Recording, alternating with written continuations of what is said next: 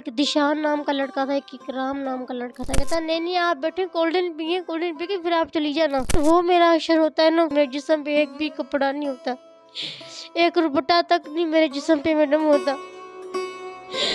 फिर एक राम नाम का जो लड़का होता है पहले वो मेरे साथ ज्यादती करता है। फिर 3 लड़के फिर और बुलाए जाते हैं मैडम फ़ोन करके, उन तीनों को भी मैडम वो तीनों भी मेरे साथ मैडम ज्यादती करते हैं, रेप करते हैं।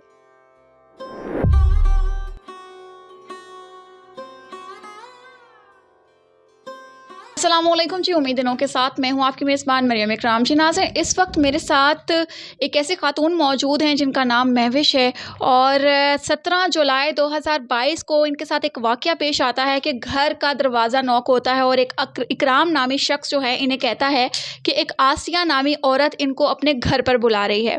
ये अपनी हमसाई को बताते हुए उस औरत के घर पर जाती है कि मैं उसकी बात सुनाऊं और पता चलता है कि ये रात के 3 बजे तक लापता हैं। उस टाइम पीरियड में इनके साथ क्या हुआ, 5 लोग वहाँ पर मौजूद थे और मुसलसल इनके साथ ज़्यादती करते रहे।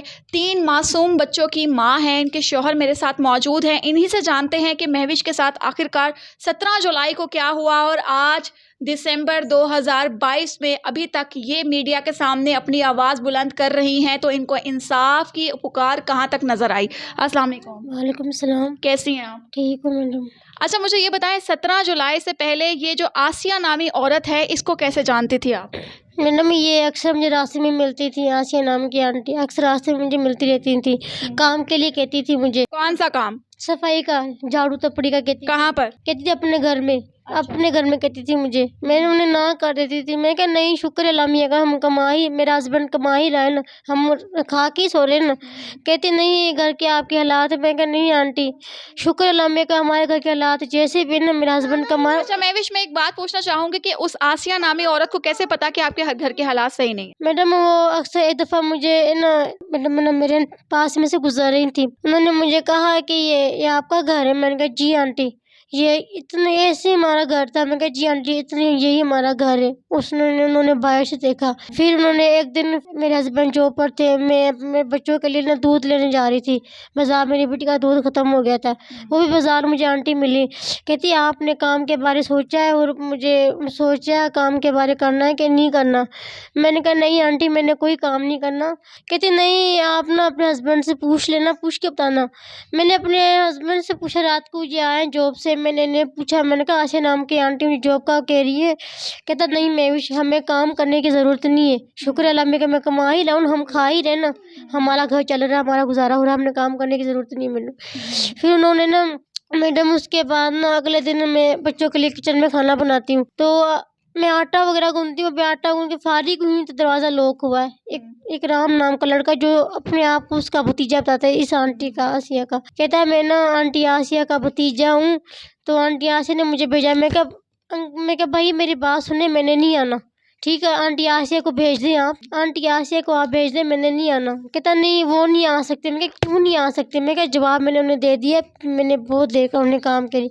कहता नहीं आप ना सिर्फ थोड़ी देर के लिए उनकी बात सुनने के लिए आ जाए, फिर आप चली जाना। वो नहीं आ सकती, वो उनका पाँव जो सीढ़ियों से ना गिर के वो स्लिप हो गया, तो उनकी पाँव की हड्डी टूट गई है। अच्छा, ये कहानी आपको इकराम नामी शख्स ने बताई? जी जी। फिर मैडम मुझे ना कहते हैं आप मिन्नतें करने लगे। कहता आप आ जाए आंटी आसी की बात सुन जाए, आंटी आसी चल नहीं सकती। आप वहाँ पर गई तो वहाँ पर क्या आप वो आंटी आसिया के घर पर ही गई? जी मैडम, मैं आंटी आसी के घर, आप किस यकीन से कह सकती हैं कि वो आसिया का ही घर था? मैडम मैंने एक दफ़ा आंटी आसी ने मुझे कहा था, कहती अगर आपने घर काम करना है ना तो ये आप ये घर देख ले, मेरा बाहर से देख ले, अंदर ना आना। तो आपने घर देखा था और उसी घर में वो शख्स लेकर गया आपको? जी कितने बंदे थे वो उस वक्त? मैडम, जब मैं गई थी ना तब 2 ही थे, एक दिशान नाम का लड़का था, एक इकराम नाम का लड़का था मैडम। उसके बाद मुझे उन्होंने में जब मैं आसिया आंटी की बात सुनने में जब गई हूँ, तब मैंने देखा कि वहाँ पर ना कोई भी नहीं था मैडम, 2 लड़के थे। मैंने कहा भैया आंटी आसिया किधर है? कहता आप आंटी आसिया अभी ना अस्पताल गई हैं। मैंने कहा ठीक है, जब अस्पताल से आ जाएंगे फिर मैं आ जाऊँगी उनके पास सुनने, मेरे बच्चे घर अकेले में जा रहे हूँ। कहता नहीं नहीं आप बैठे, ये कोल्ड ड्रिंक पिए, तो ये 3 देर कोल्ड ड्रिंक भी मैं आंटी आसी को कॉल करके ना मैं आपकी बात करवा देता हूँ। मैं कहा नहीं भाई मैं जा रही हूँ, मेरे बच्चे अकेले मैंने नहीं यहाँ पर रुकना। कहता नहीं नहीं आप बैठे, कोल्ड ड्रिंक पिए, कोल्ड ड्रिंक पी के फिर आप चली जाना। मैडम उसके बाद मैंने वो कोल्ड ड्रिंक पिया। कोल्ड ड्रिंक पीते साथ मैडम मुझे जो है ना मेरा सर एकदम से मेरा बाहर होने लग गया मैडम, चक्कर से आने लग गया मुझे। तो मैडम जब मुझे होश आता है ना मैडम, वो मेरा अशर होता है ना, मेरे हाथ पाँव मैडम उन्होंने बेड के साथ बांधे होते हैं, मेरे जिस्म पे एक भी कपड़ा नहीं होता, एक रुपटा तक नहीं मेरे जिस्म पे मैडम होता। फिर वो ना फिर एक राम नाम का मेरे जो लड़का होता है पहले वो मेरे साथ ज्यादती करता है, मुझे मारता है साथ में। जो दूसरा दिशान होता है मैडम, वो मेरी तस्वीरें वगैरह मेरी वीडियो वगैरह वहाँ उतारी जाती है उस दौरान मेरी। तेज़ाब उन्होंने पास रखा होता है, उन्होंने कहा अगर शोर शराबा किया तो ये हम आपके ऊपर छिड़क देंगे, इस तरीके से हम आपका कदम डाल। फिर 3 लड़के फिर और बुलाए जाते हैं मैडम फ़ोन करके, उन तीनों को भी मैडम, उन तीनों भी मेरे साथ मैडम ज़्यादती करते हैं, रेप करते हैं मुझे मैडम। सही रात में मुझे उन्होंने अपने पास रखा होता है मैडम। कितने बजे उनके घर गई थी आप? 4 बजे का टाइम था मैडम। 4 दोपहर के 4 बजे से लेकर बेहोशी की हालत में उन्होंने मैडम जो है ना ट्रेन की पटरी में मुझे फेंक दिया था। जब मुझे होश आता है, फजर का टाइम होता है, मैं खुद को बिना कपड़ों पे, एक छोटी-सी चादर होती है, पतली सी होती है, वो मेरे जिस्म के ऊपर होती है मैडम, मैं ट्रेन के पटरियों पे। रेलवे की पटरियों पे बिना कपड़े के वो शख्स आपको वहाँ फेंक गए। जी मैडम, फेंक के चले जाते हैं। फजर का टाइम हो जब मुझे होश आती है मैडम थोड़ी-सी, जब मैं आती है तो वही चादर छोटी-सी मैं अपने सारे जिस्म पे ओढ़ के मैडम, तो पास में से एक अंकल गुजरते, बुजुर्ग से होते हैं, मैं उन्हें आवाज़ देती हूँ। मैडम मुझे वहाँ रोना भी आता है। मुझे मैडम समझ भी नहीं आती मैडम कि मैं किसी को कैसे हेल्प के लिए बुलाऊँ मैं इधर। पास में से एक अंकल गुजरता है, मैं उन्हें कहती हूँ मैंने कहा अंकल मेरी बात सुनोगे? बेटा आप कौन हो? कहाँ से आई हो? और किधर से? आपका घर-बार किधर है आपका? मैं रोने लग जाती हूँ। मैंने कहा आप मेरे हस्बैंड से मेरी बात करवा दें प्लीज़ अंकल। तो वो मेरे हस्बैंड को फ़ोन करते कहते मेविश नाम की खातून इधर पड़ी हैं। उनका हुलिया बहुत ज़्यादा बुरा हुआ पड़ा, उनका हाल बहुत ज़्यादा बुरा है। उनके जिस्म पे कपड़े नहीं है, एक चादर के साथ उन्होंने अपने आप को ढाँका हुआ है, तो प्लीज़ आप आ जाएँ। मेरा 5 मिनट बाद मेरा हस्बैंड आता है। जब मेरा हस्बैंड मुझे देखता है ना, वो खुद ही रोने लग जाते हैं कि आपके साथ क्या हुआ है? किसने किया है? घर आने के बाद, वक्त गुजरने के बाद, एफआईआर करवाने के बाद क्या कभी आसिया नामी औरत या फिर इकराम या फिर ज़ीशान ने राब्ता करने की कोशिश की? नहीं मैडम, किसी ने नहीं की हमारे साथ। अब दोबारा हम थाने में मैडम जब हमने पर्चा करवाया ना, इकराम नाम का लड़का वो भी वहाँ से गायब हो जाता है। जो आसिया नाम की आंटी जो सारी इस फसाद की जड़ है। जी, इनके हस्बैंड से बात करते हैं। आप मुझे बताइएगा कि आप इनको घर ले आए, घर लाने के बाद पहली दरख्वास्त कब दी आपने? ये 17 जुलाई का वाक़या है, किस तारीख को आपने ये दरख्वास्त? उसी दिन 18 जुलाई को मैं इनको थाने लेकर गया हूँ, दिन 9 बजे।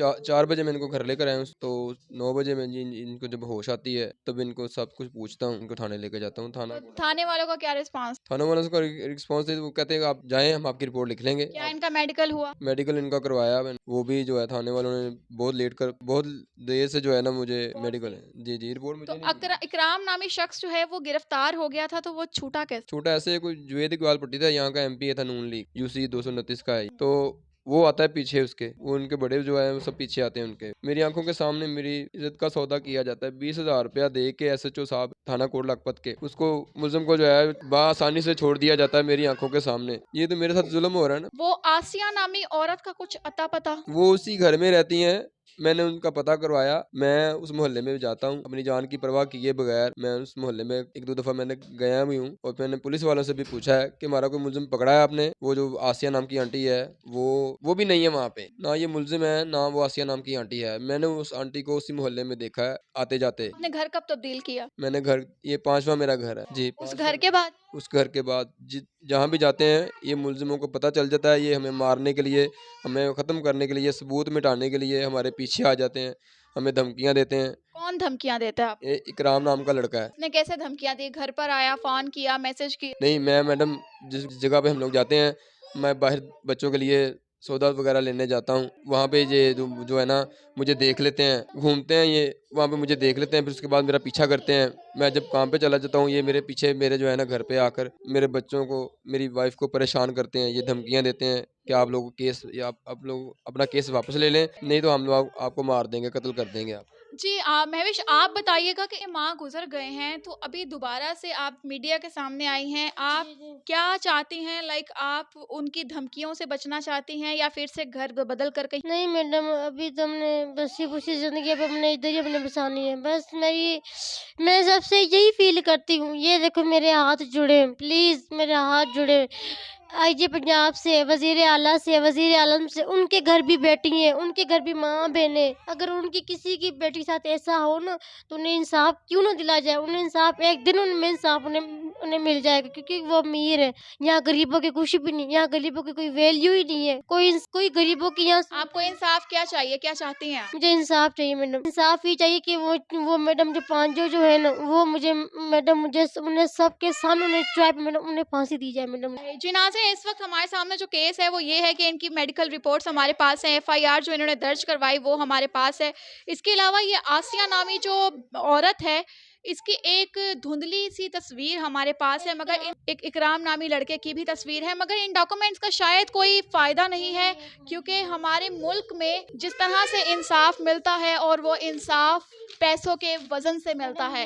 एक गरीब को इंसाफ मिलना बहुत मुश्किल है और यहाँ पर ये एफआईआर करवाई है कोर्ट में, अदालतों किस किस जगहों पर ये गए हैं अपने इंसाफ के लिए, मगर इन्हें अभी तक कोई इंसाफ ना मिल पाया। मीडिया के सामने आने की वजह से है कि जो इनकी फैमिली को थ्रेट मिल रहे हैं और जो अभी तक कोई मुजरिम पकड़ा नहीं गया, पैसों की बना पे वो बेल करवा के फिर से बाहर आ जाते हैं। इनके लिए कदम उठाया जाए और इनकी अपील भी यही है कि हमारे आला ओहदेदारान जो हैं वो इनके लिए आवाज़ उठाएं और इन्हें इंसाफ दिलाएं। जी नाज़रीन, अपनी कीमती राय से आगाह कीजिएगा कमेंट सेक्शन के अंदर। अभी तक के लिए हमें दीजिए इजाज़त। अल्लाह हाफ़िज़।